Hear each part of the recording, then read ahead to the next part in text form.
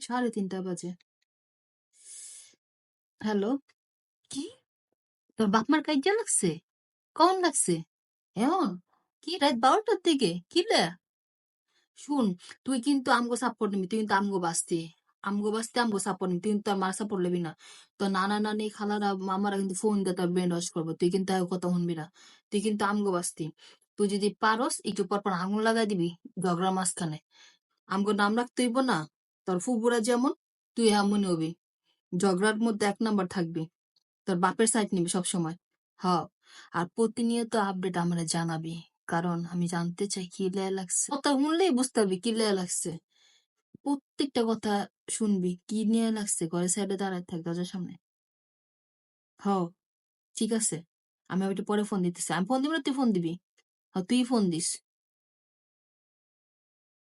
এই খবরটা জানাইলে আগে আমার ছোট বোনেরে। এত রাত করে ফোন দেওয়াটা কি ঠিক হইব? প্যাডের মধ্যে কুটকুট করতেছে, কথা না করলে তো প্যাড ব্লাস্ট হয়ে যাবো গা। ফোন দিমু, ফোন দিয়ে দেখি দলে তো দলে, না দলে নাই। আরে সিরি ফোন ধর, ইম্পর্টেন্ট কথা। হ, ইম্পর্টেন্ট কথা, তাড়াতাড়ি ধর বই। এখন যদি এই কথা না কইতে পারি আমার পেটটা ব্লাস্ট হয়ে যাবো গা।